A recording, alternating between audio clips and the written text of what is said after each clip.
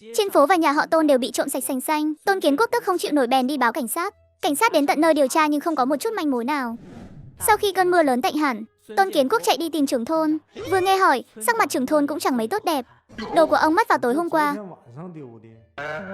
Thế thì xong rồi, không tìm thấy được đâu. Báo cảnh sát cũng vô ích thôi. Tại sao Tôn Kiến Quốc lại nhất quyết đòi vào đó? Phần lớn tiền bạc trong nhà đều ở phòng của tôi và mẹ. Đều để trong cái tủ quần áo đó. Phòng con trai chỉ để lại mấy chục tệ thôi. Nhà chúng tôi bây giờ đúng là nghèo rất mồng tơi rồi. Ôi trời đất ơi, ha ha ha ha ha ha. Ông nhìn ra ngoài mà xem. Nếu không mưa thì còn đỡ. Việc tìm kiếm ấy mà thì vẫn còn có thể tìm giúp ông. Nhưng đằng này lại đổ một trận mưa lớn. Thì biết đi đâu mà tìm nữa. Trời đất, có chút dấu vết nào cũng bị rửa trôi sạch rồi. Ha ha ha. Ha, hay là ông cứ đi báo công an thử xem sao. Chứ ông đến tìm tôi cũng chẳng giải quyết được gì. Chẳng lẽ ông nghĩ là người trong thôn chúng ta làm sao? Tôi không tin thôn mình lại có loại người như vậy. Chủ yếu là đồ nhà họ Tôn mất không phải thứ nhỏ nhặt. Nghe ông ấy nói thì là cái tủ quần áo lớn trong nhà, cái xe kéo gỗ ở sân sau, đến cả cánh cửa nhà cũng mất. Rốt cuộc là mất cái quái gì thế này? Đám trộm này rảnh rỗi quá hay sao mà đi trộm cả cửa nhà người ta? Tôi từng thấy trộm bò, trộm xe đạp của người ta, nhưng trường hợp như nhà họ thì đúng là lần đầu tiên thấy. Tôn Kiến Quốc đúng là đã đi báo công an thật. Nhưng sau khi công an đến, đi hỏi khắp nơi trong thôn, cộng thêm việc trời đúng là đã mưa, nên chẳng có một chút manh mối nào. Cứ như thể đồ đạc tự dưng biến mất vậy. Họ đã hỏi người nhà họ Tôn không chỉ một lần. Lúc cái tủ lớn trong nhà ông bị khiêng đi, không có một tiếng động nào sao? Mê mơ. Với lại, các người chắc chắn nhà mình thật sự có tủ quần áo chứ. Cái tủ đó chứa đầy quần áo mà. Một người chắc chắn không thể khiêng nổi. Vậy thì kẻ gây án chắc chắn không chỉ có một người. Thế nào thì sức lực cũng phải lớn một chút. Còn phải rất ăn ý nữa. Không được để phát ra chút tiếng động nào, kiểu gì trên sàn cũng phải có vết ma sát chứ. Dù là vết do tủ quần áo để lại, hay là dấu chân người, sao mà lại chẳng tìm thấy cái gì hết vậy? Ha ha. Ha. Chuyện nhà họ Tôn bị trộm được dân làng bàn tán xôn xao lắm. Có người nói đó không phải do người trộm đâu, mà là bị đại tiên hay quỷ quái gì đó thu đi rồi. Nếu không sao lại chẳng tra ra được gì. Tôi thế à, chắc chắn là bị Hoàng Đại Tiên thu đi rồi. Em là nhà họ Tôn đã đắc tội với Hoàng Đại Tiên rồi cũng nên. Hoàng Đại Tiên cái gì chứ? Tôi thấy là do nhà họ Tôn sống không tích đức, bị tổ tiên trừng phạt thì có. Nhìn xem, ngay cả tấm ván cửa cũng bị lấy mất. Có phải là chê bọn họ làm mất mặt không? Hay là sau lưng bọn họ đã làm chuyện gì khuất tất rồi? Ha ha ha ha. Đều nói làm nhảm cái gì đấy? Công an chẳng phải đã bảo là đừng có đồn bậy sao? Đợi đi, làm gì mà có lắm thần thánh ma quỷ thế chứ? Tôi thấy các người đều là lũ phong kiến hủ lậu. Kẻ thích chiếm hời nhất định sợ nhất là bị người khác chiếm hời. Tôi chính là muốn đâm vào tim đen của bọn họ. Ha ha ha ha. Phía bên này, Lý Thu Hà vẫn đang thong thả đếm tiền trong tàu bâu của mình. Nhìn vào những mở rau không gian mới đăng lên trong điện thoại, có không ít người ở bên dưới chửi rủa cô. Cái thứ rác rưởi gì thế này? Tố cáo đi, một của cải chua nát mà bán theo cái. Đã vậy còn 80 đồng một quả, sàn giao dịch cũng không thèm ra mặt quản lý. Hàm ôm, thứ này mà bán được thì tôi lai sở chim ăn chất thải luôn. Chỗ tôi rẻ hơn nhiều. Tôi mua ở Nam Kinh có 5 đồng một cân. Mọi người có thể qua chỗ nhà tôi xem nhé. Trời đất, còn có kẻ vào đây quảng cáo nữa. Mua thì mua, không mua thì thôi. Cũng đâu phải tôi muốn để giá cao thế. Là sàn giao dịch tự định giá đấy chứ. Vậy thì đáng giá đó. Lúc này béo nữ vội vàng chạy đến tìm bà nội. Bà nội ơi, không xong rồi. Ông nội đến cửa hàng rồi ạ.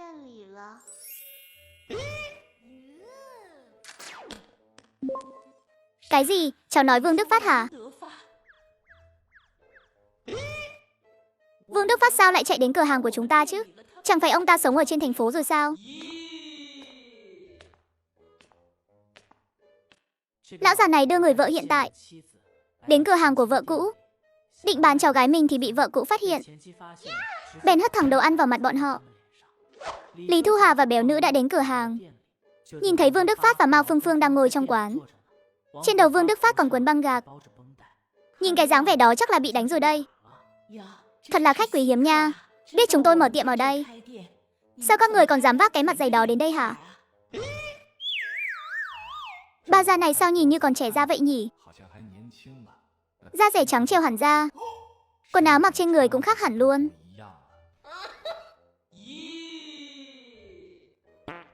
Ây da, Thu Hà à? Dù sao cũng từng là vợ chồng mà, không cần phải như vậy chứ.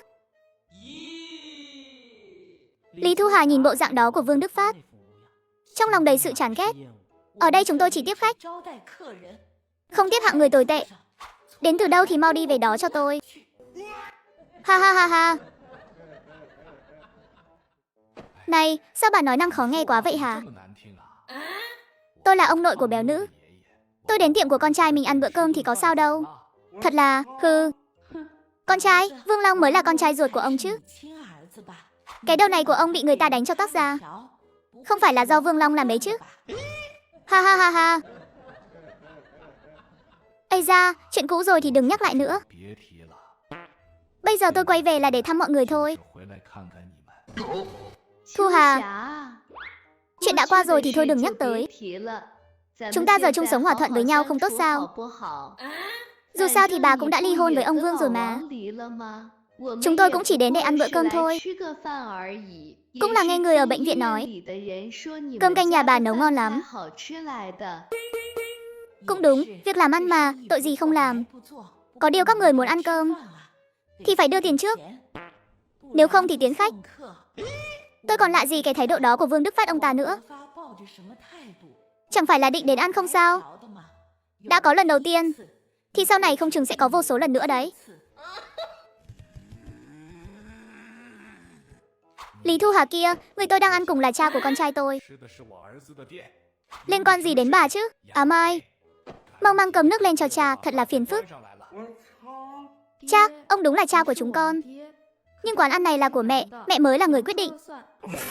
Vương Hỷ Tài và Vương Hỷ Quân hai người nhìn nhau.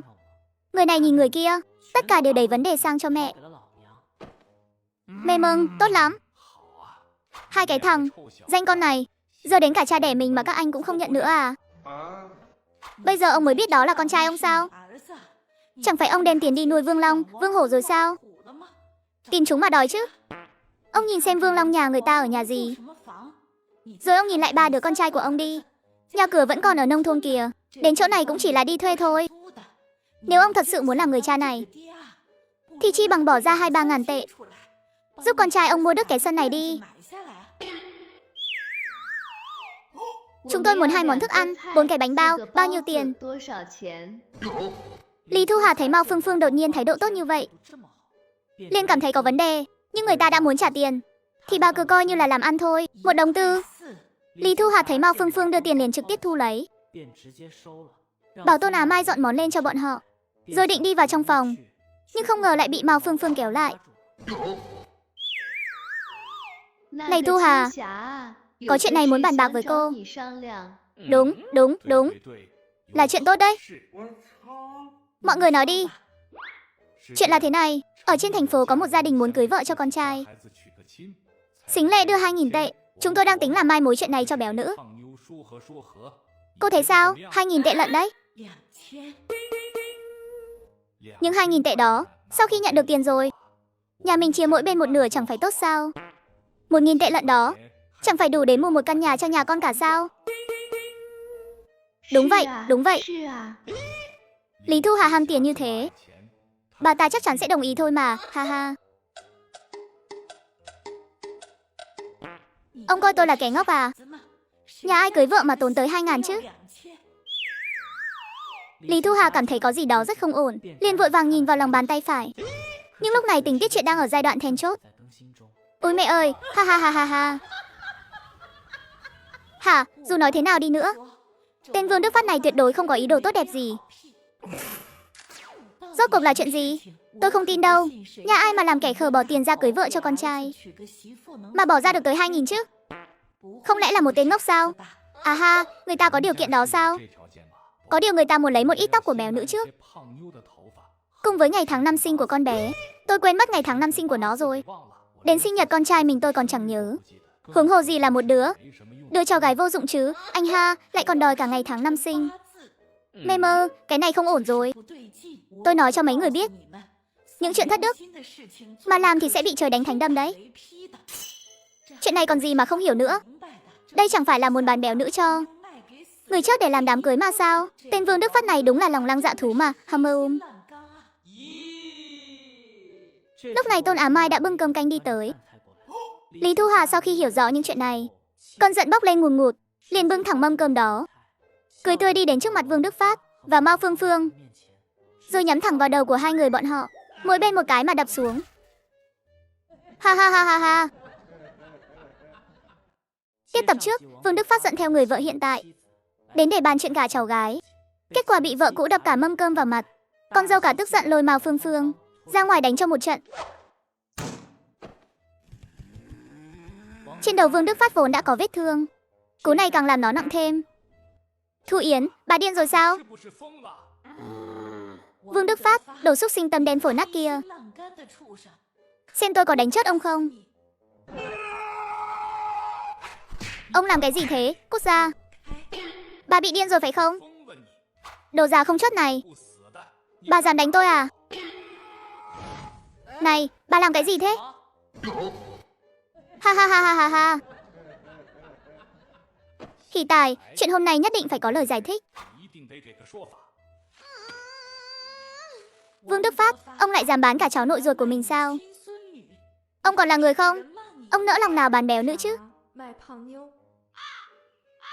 Hả, còn được những 2.000 tệ nữa. Ông dám mang béo nữa đi phối âm hồn sao? Trời đất ơi, cái gì thế này? Kết hôn với người mất ư? Cha, đây là cháu nội ruột của cha mà. Cái đầu già không chót này.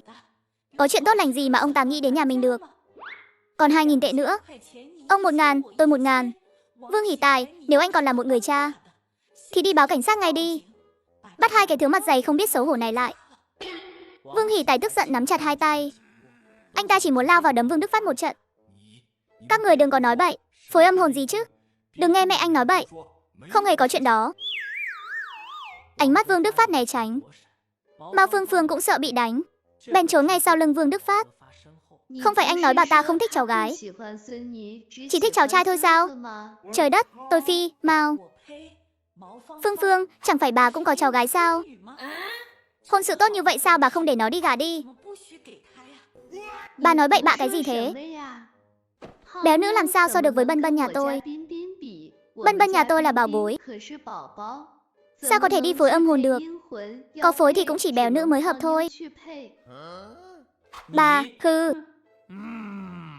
béo nữ lại nghe thấy chuyện liên quan đến mình, sợ đến mức bật khóc nức nở. Tại sao họ cứ luôn muốn hại con? Trước kia cô út cũng vậy. Tại sao ông nội ruột cũng như vậy hả bà?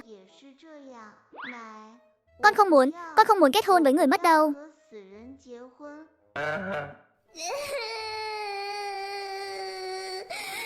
Lúc này, người vây xem bên ngoài ngày càng đông, đều chen chúc ở cửa để nghe ngóng xem bên trong đã xảy ra chuyện gì. Một đám người đứng ở cửa nhìn vào trong nhà. Tiểu Phong, thật khéo quá, cô cũng ở đây à? Mau qua đây xem náo nhiệt nè. Tôi không xem đâu, tôi còn có việc bận nữa. Xem chút đi, có sao đâu mà. Sao mà vội vàng thế? Tôi phải đi phỏng vấn đây. Con phải ngồi xe buýt một chuyến dài nữa. Cô chạy xa như vậy, ngày nào cũng đi làm chắc mệt lắm. Chẳng còn cách nào, không tìm được việc phù hợp nên tôi cũng đang giàu đây. Là do cô vẫn chưa dùng đúng cách thôi. Em họ tôi gần đây mới tìm được một công việc có lương, lại còn được nghỉ phép nhiều nữa. Khỏi phải nói là nó vui thế nào. Tìm thế nào vậy? Cô hỏi giúp tôi với. Đơn giản nhất là lên 58 đồng thành tìm việc. Lên mạng nhanh lắm, trên đó có cực kỳ nhiều công việc phổ thông đã được xác thực thực tế. Vừa có bảo đảm lại vừa yên tâm. Thật tốt quá, còn có thể phỏng vấn ai nữa. Vừa trò chuyện vừa tìm việc. Hiệu quả cực kỳ cao, nếu trong 24 giờ không phản hồi, nền tảng sẽ bồi thường trực tiếp. Tìm được việc xong còn có thể tìm chủ nhà thuê phòng trực tiếp. Rất thuận tiện, việc gì cũng có 58 đồng thành. Cảm ơn cô nhiều nhé. Đi thôi, tôi mời cô đi ăn cơm. Khách vừa bước vào cửa đã nghe thấy bên này đang cãi nhau inh ỏi, liền vội vàng chạy lại xem. Lý Thu Hà, bà bị làm sao vậy? Chuyện này chúng ta tự bảo nhau là được rồi. Bà làm dùm beng lên như vậy làm gì? Thật là chẳng biết điều chút nào. Vương Đức Phát thấy con trai cả, với dáng vẻ đang đỏ mặt tía tai, trong lòng vẫn có chút sợ hãi. Bây giờ đúng là loạn hết cả rồi. Bà còn muốn đánh tôi nữa hay sao? Tôi nhổ vào, cái đồ không biết xấu hổ nhà ông. Tôi thấy chắc chắn lại là con mụ Mao Phương Phương kia. Tâm địa của bà đen tối quá rồi phải không? Hay là để tôi móc ra cho mọi người xem nhé. Cái đồ tồi tệ này, làm người không muốn lại cứ thích làm súc sinh. Chẳng làm được việc gì cho ra hồn cả. Bà nói bậy bạ gì đó. Việc này không liên quan gì đến tôi. Ông cũng đừng có lôi con bé Băng Băng nhà tôi vào. Đó là cháu nội ruột của tôi mà. Cái gì cơ? Mao Phương Phương trốn sau lưng Vương Đức Phát bắt đầu lo lắng. Lúc này Tôn Á Mai giống như bị châm lửa vậy, trực tiếp xông tới, túm lấy tóc Mao Phương Phương, lôi sành sạch ra ngoài. Ha ha ha. Đồ hồ ly tinh lẳng lơ, tao đánh chết mày. Mày lừa gạt bố chồng tao, lấy tiền trong nhà mua nhà cho con trai mày. Bây giờ mày còn dám tính kế lên đầu con gái tao nữa. Tao không để yên cho mày đâu, tao đánh chết mày. Tôn Á Mai như phát điên, vừa đánh vừa cào cấu Mao Phương Phương. Chẳng mấy chốc đã đánh Mao Phương Phương khóc cha gọi mẹ. Lý Thu Hà nhìn mà ngây người. Cô con dâu vốn hiền lành như bánh bao này lúc đánh người còn hung hãn hơn cả mình. Nhưng mà cũng đúng thôi. Chuyện này là muốn đem con gái cô ấy đi làm vật hiến tế rồi. Là tôi thì tôi cũng cầm dao đâm người rồi. Ha ha ha mùm. Tôn Á Mai, cô dừng tay lại cho tôi. Dừng cái gì mà dừng? Bây giờ tôi với Mao Phương Phương mới là một đôi. Vương Hỷ Tài trực tiếp giữ chặt cha mình không cho đi, rồi hét thẳng vào mặt ông ta.